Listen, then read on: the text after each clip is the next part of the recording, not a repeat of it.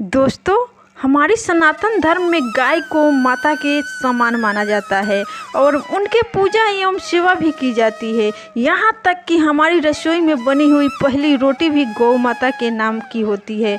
और किसी भी तरह के धार्मिक अनुष्ठान गाय के गोबर, दूध, दही, घी के बिना पूरा नहीं होता है। फिर भी गाय माता को जूठन खाने का श्राप क्यों दिया गया, आइए इस कहानी में जानते हैं।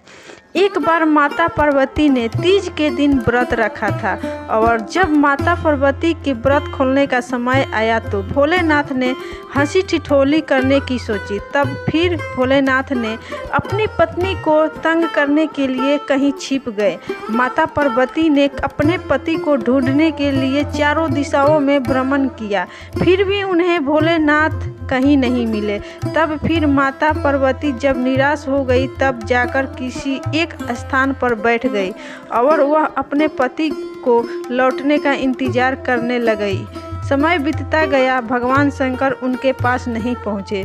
सूर्य भी ढलने वाला था। ऐसे में माता पार्वती ने सोचा, भगवान तो खुद ही इस संसार के जनक है, जिनसे कोई भी बात छिपी नहीं है।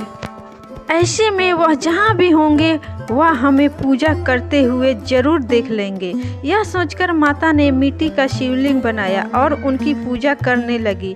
और यह सब कार्य भगवान शिव अदृश्य होकर देखकर मुस्कुरा रहे थे। जैसे ही पूजा समाप्त होने के बाद माता ने नदी में सामग्री विसर्जित की, वैसे ही भोलेनाथ उनके सामने प्रकट हो गए और माता पार्वती को सताते हुए बोले, हे देवी, तुमने तो मेरे बिना ही पूजा कर ली। क्या तुम मेरे लौटने का इंतजार नहीं कर सकती? आखिर ऐसा क्यों? माता पार्वती ने कहा कि हे स्वामी, मैंने तो आपका बहुत इंतजार किया, लेकिन समय बीतता चला गया, इसलिए मैंने मिट्टी का शिवलिंग बनाकर आपकी पूजा की और अपना व्रत पूर्ण किया। तब भगवान शिव ने बोला कि मैं तुम्हारी बात का विश्वास कैसे करूं? क्या तुम्हारे पास कोई साक्ष्य है? तभी वहाँ माता ने एक गाय को खड़ा देखा जो सब कुछ देख रही थी। माता पार्वती ने भोलेनाथ से कहा कि यह गाय मेरी पूजा की साक्षी है, आप इन्हीं से पूछ लीजिए। लेकिन वह गाय भी भगवान शंकर के साथ ही थी। हंसी ठिठोली से वो वाकिफ थी।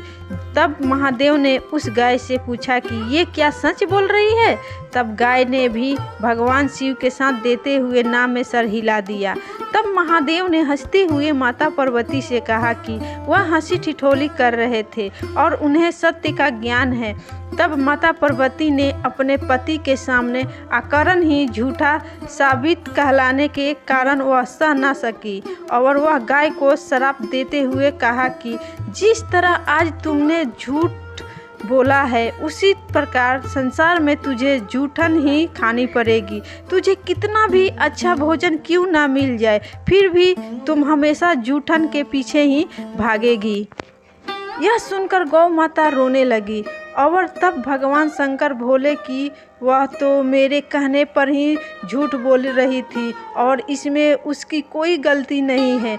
यह सुनकर माता पार्वती को अपने दिए गए श्राप पर बहुत दुख हुआ और उन्होंने पुनः गौ माता को यह वरदान दिया कि वह दिव्य जन्मा है और उनके सभी गुण यथावत ही रहेंगे, लेकिन उनका दिया हुआ श्राप अब नहीं टल सकता। तो दोस्तों, माता पार्वती और गौ माता की यह कथा हमें यह शिक्षा देती है कि हमें किसी के आत्मसम्मान को हंसी मजाक में भी झूठ बोलकर ठेस नहीं पहुंचाना चाहिए।